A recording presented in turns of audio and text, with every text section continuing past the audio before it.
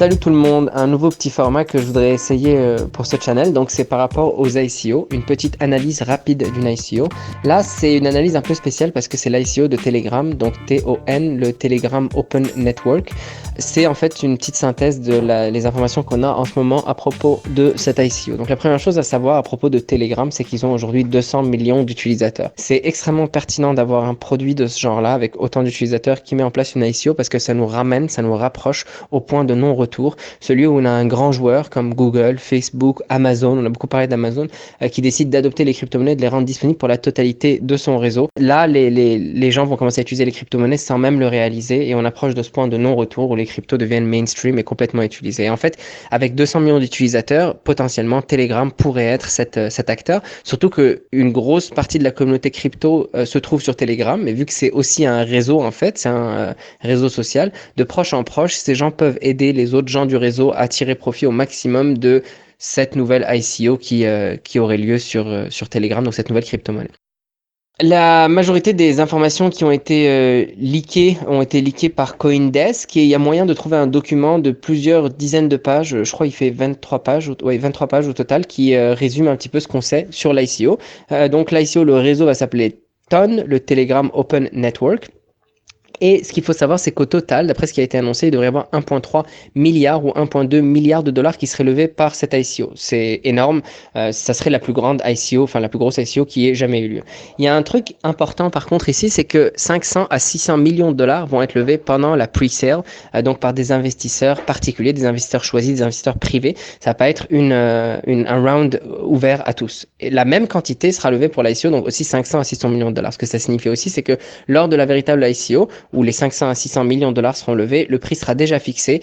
Probablement, on aura une bonne idée du prix grâce à la prévente qui a eu lieu pour les gens un petit peu plus privés qui ont accès à la vente. Si jamais la quantité totale qui est dans le white paper exact est levée, et avec les 200 millions d'utilisateurs de Telegram, ça ferait environ 6 dollars par utilisateur. Ça valoriserait en fait, chaque utilisateur aurait droit à 6 dollars en moyenne. Le business model maintenant de cette ICO. L'idée de Telegram, c'est de garder absolument tout ce qui fait les bases de Telegram, donc rapide et sécurisé, un système de messagerie gratuit. Ça changera pas et ça sera pas enlevé par l'ICO. Il faut savoir qu'actuellement, tout ça est financé par Pavel, donc le fondateur de Telegram, directement, qui avait gagné pas mal d'argent avec certains des projets qu'il avait fait auparavant, comme le plus grand réseau social de Russie. Et donc, c'est lui qui paye pour tout ça. Et en fait, Telegram, actuellement, n'a pas vraiment besoin d'argent. Ils ont dit par le passé que si jamais ils ont besoin d'argent pour faire tourner le réseau Telegram, les fonctions de base, ils vont mettre en place des fonctions premium comme pouvoir payer pour des stickers ou ce genre de choses, mais c'est vraiment s'ils sont obligés. Sinon, le but, c'est de le garder gratuit et ouvert pour toujours. Donc, Telegram a cette image un petit peu qu'il est du côté des utilisateurs, il utilise l'encryption, il aide les utilisateurs plutôt que c'est pas une grosse corporation, c'est pas une grosse compagnie, c'est pas Facebook. Il y a une grande différence entre l'image de Facebook et Telegram. Donc ça montre un petit peu que l'ICO va aller dans le sens des utilisateurs normalement parce que c'est une des valeurs fortes de ce réseau. Si jamais ils vont à l'encontre de cela, ils vont aussi perdre leur grande valeur, leur valeur forte qui fait qu'on les utilise aujourd'hui, que certaines personnes les choisissent par rapport à d'autres réseaux.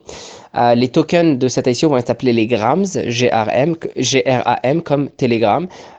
Et du coup, il va y avoir un tri des participants de l'ICO dès le début, lors de la levée de fonds. Un autre fait intéressant ici, c'est dans la vidéo du teaser de ce réseau.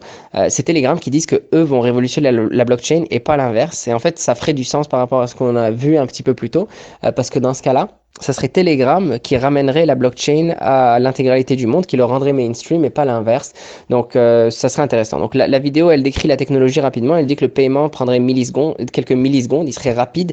Il y aurait moyen de faire des micro-paiements. Et ce serait une technologie où chaque transaction est elle-même comme une blockchain, où chaque transaction peut être réduite à une petite blockchain. Donc, ce que ça laisse penser, c'est qu'ils vont utiliser du sharding, la technologie qui est actuellement en train d'être développée et qui va être mise en place pour Ethereum, qui a été annoncée pour EOS aussi, qui va consister à diviser la blockchain ou les blocs en une multitude de morceaux qui peuvent être traités séparément. Donc, à voir comment ils vont l'implémenter. Mais dans la vidéo, ils en parlent comme si c'était quelque chose de assez trivial. C'est pas du tout le cas. C'est une technologie assez compliquée, assez difficile à mettre en place et qui est pas aujourd'hui mise en place sur une crypto-monnaie existante en production. Et enfin, il parle aussi du fait qu'ils vont utiliser du efficient proof of stake, donc de la preuve d'enjeu efficace en utilisant le réseau des utilisateurs. Ça ferait du sens d'utiliser une preuve d'enjeu pour ce genre de réseau parce que la preuve d'enjeu nécessite beaucoup d'utilisateurs qui possèdent beaucoup de tokens et qui les mettent disponibles ou qui les bloquent pour la mise en jeu sur le réseau. Or, Telegram a déjà 200 millions d'utilisateurs, donc ça lui donne un bon pool d'utilisateurs dans lesquels trouver des personnes qui vont faire tourner le réseau de Telegram. Mais pour que ça fonctionne, la preuve d'enjeu, il faut absolument distribuer les tokens correctement. Donc là, il y a 50% des tokens qui vont être vendus à des investisseurs particuliers, des investisseurs privés. Comment est-ce qu'ils vont quand même faire pour réussir à distribuer les tokens correctement, de manière suffisamment distribuée pour que la preuve d'enjeu elle soit équitable, qu'elle soit efficace, qu'elle soit sécuritaire et qu'elle soit rapide. C'est un petit peu l'interrogation qui reste. Donc voilà un résumé rapide des informations que j'ai pu trouver en tout cas disponibles à propos de TON, le Telegram Open Network. Et prochainement, on aura très sûrement des updates qui vont arriver parce que cet ICO est censé démarrer dans les mois qui viennent.